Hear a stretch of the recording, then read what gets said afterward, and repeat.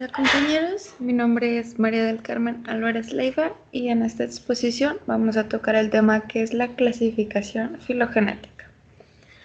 Así que vamos a comenzar. Pues principalmente para entrar en el tema que es la clasificación biológica, ¿no? La clasificación biológica es la organización de los taxones estudiados en un sistema nomenclatural jerárquico.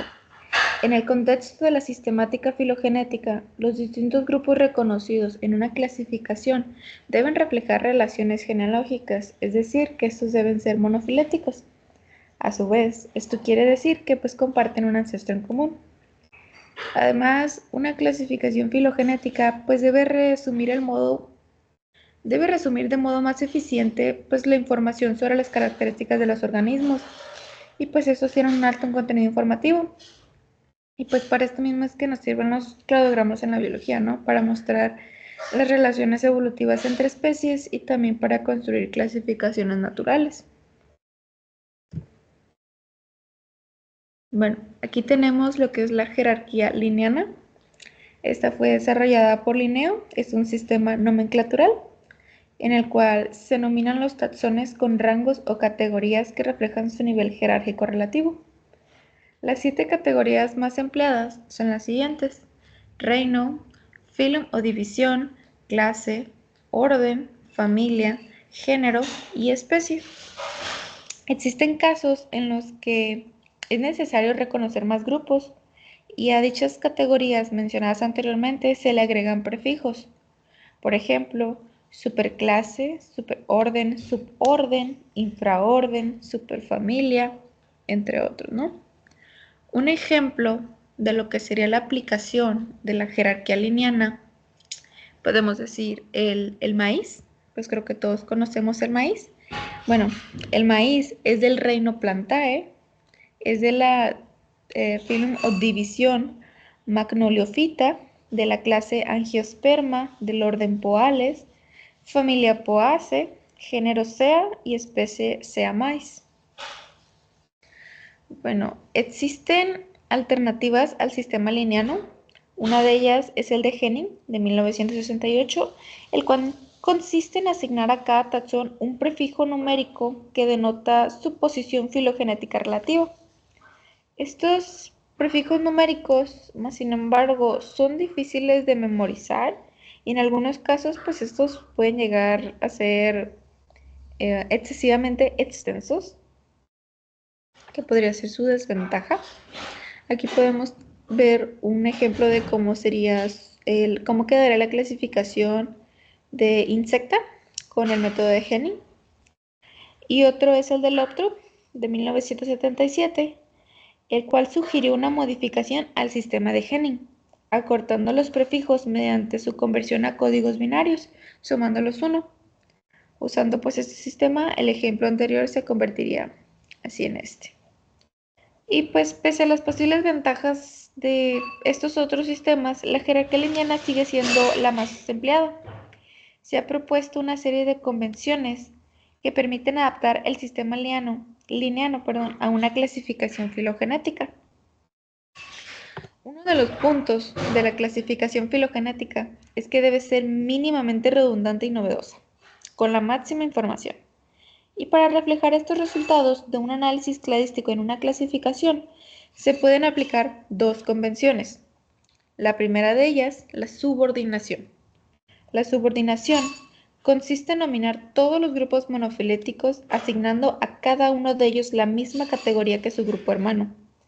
Por ejemplo, si clasificamos 5 géneros pertenecientes a una familia, que sería este cladograma que tenemos aquí. Aplicando el principio de la subordinación, obtendríamos la siguiente clasificación, como observamos aquí. Sin embargo, cuando un cladograma es totalmente asimétrico, se aplica el principio de la secuenciación, en el cual se da a los diferentes grupos la misma categoría y se listan según el orden filogenético resultante del cladograma. Es decir, que cada taxón será el grupo hermano de los taxones siguientes que poseen la misma categoría. Las ventajas de es que solo necesitamos usar en este ejemplo, por ejemplo, las categorías de familia y género. Y otra ventaja pues es que minimiza los cambios necesarios al convertir una clasificación tradicional en una filogenética. Pero cuando el cladograma es asimétrico, pero solo una parte, se pueden combinar ambas convenciones. Tenemos aquí este ejemplo. Se clasificaron 7 géneros de una familia incluidos en 2 clados principales. Aquí se aplica el principio de la subordinación para nominar los 2 clados y luego secuenciar los géneros dentro de cada uno de ellos, y la clasificación quedaría de esta manera.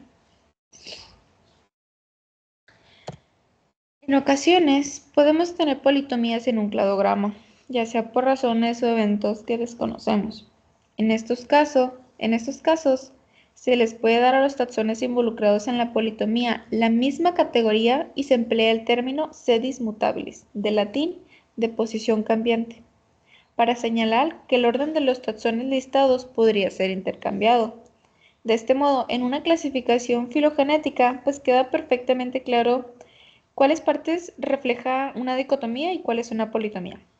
Por ejemplo, podríamos clasificar las principales divisiones de los vertebrados amniotas de la siguiente manera, como en este ejemplo que podemos observar.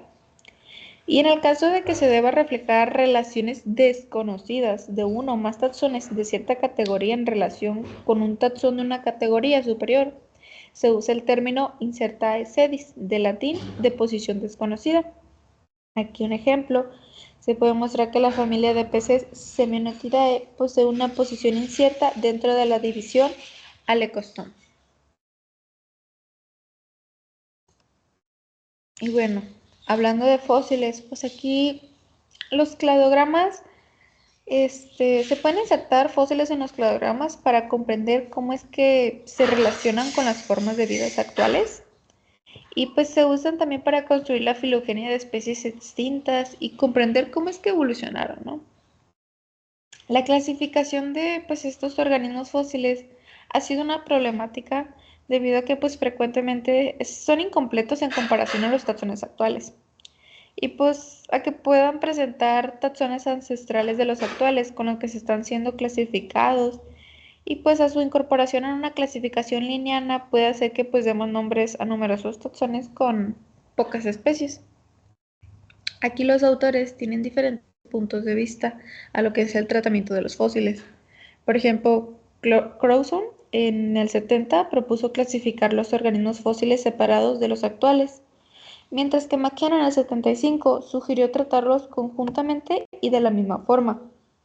La mayoría de los autores, por ejemplo, propuso clasificarlos juntos, aunque tratándolos de manera diferente, y Wiley en el 81 propuso el nombre plesión para denominar a los taxones fósiles, los cuales pueden subordinarse o secuenciarse cuando se les combina con taxones recientes.